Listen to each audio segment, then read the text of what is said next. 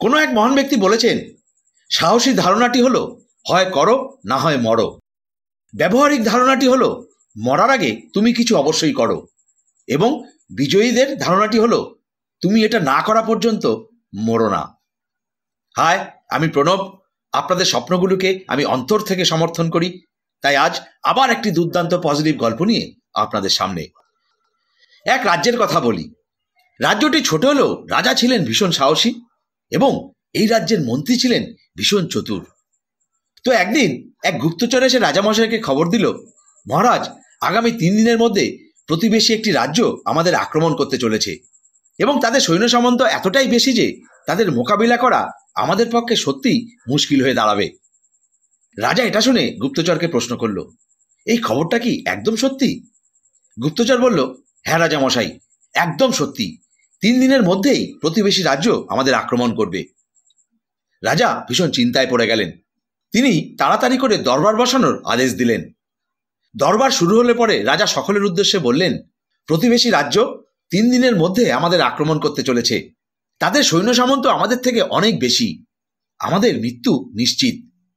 এরপর তিনি সকলের উদ্দেশ্যে আবার বললেন, কোনো ব্যক্তির কাছে যদি এর কোনো সমাধান থাকে, কোনো যুক্তি বা কোনো কৌশল থাকে, তো তিনি অবশ্যই তা বলতে পারেন। তো এই রাজ্যের মন্ত্রী ছিলেন ভীষণ চতুর। তিনি তৎক্ষণাৎ বললেন, এই মুহূর্তে যখন আমাদের জীবন মৃত্যুর সম্মুখীন হয়ে দাঁড়িয়েছে, তখন এর একমাত্র উপায় হলো আমাদের আজকেই, এক্ষুনি, এই মুহূর্তে সেই প্রতিবেশী রাজ্যকে আক্রমণ করা। এটা শুনে রাজা বললেন, মন্ত্রীমশাই, আমাদের সৈন্য সামন্ত তাদের থেকে অনেক কম। তো আমরা কি করে তাদের মোকাবিলা করব? মন্ত্রী বললেন, প্রতিবেশী রাজ্য এই মুহূর্তে যুদ্ধের জন্য তৈরি নয়।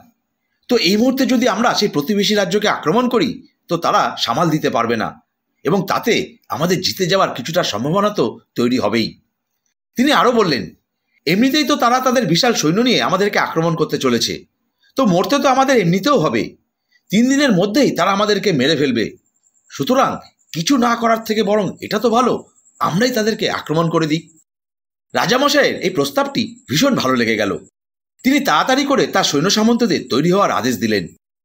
এবার রাজামশাই যখন তার সৈন্য সামন্তদের নিয়ে যুদ্ধের পথে এগোলেন, তখন এই রাজ্যের প্রজারাও এই যুদ্ধের জন্য রাজার সঙ্গে যোগ দিলেন। প্রতিবেশী রাজ্যে পৌঁছানোর কিছু আগে পড়ল একটি নদী। সেই নদীর উপর ছিল একটা পুল। রাজামশাই সৈন্য সামন্তদের নিয়ে পুল পার করে সেই রাজ্যে প্রবেশ করলেন এবং বললেন, আমরা প্রতিবেশী রাজ্যে প্রবেশ করে গেছি।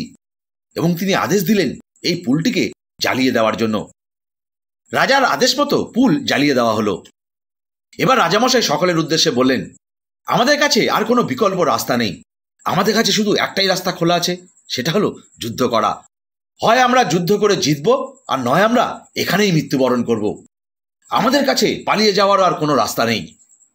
এবার প্রত্যেক সৈন্যরা তাদের যার যার ক্ষমতা দিয়ে ভীষণভাবে লড়াই করলেন এবং এই মনোভাব নিয়ে লড়লেন যে তাদের কাছে আর কোনো বিকল্প রাস্তা নেই। অবশেষে তারা প্রতিবেশী রাজ্যের সেই বিশাল সৈন্য সামন্তদের পরাস্ত করলেন। তো বন্ধু, এই ছোট্ট গল্পটি থেকে আমরা এটাই শিখলাম যে যখন আপনার কাছে প্ল্যান বি বলে কিছু থাকে না, শুধু যেটা থাকে সেটা হলো প্ল্যান এ, তখন আপনার জিতে যাওয়ার সম্ভাবনা সব থেকে বেশি থাকে। যখন আপনার কাছে রাস্তা শুধু একটাই থাকে, এই কাজটা যদি আমি না করতে পারি তো আমি মরে যেতে পারি, বরবাদ হয়ে যেতে পারি, তো অবশ্যই সম্ভাবনা বেড়ে যায় সেই কর্মে সফল হবার।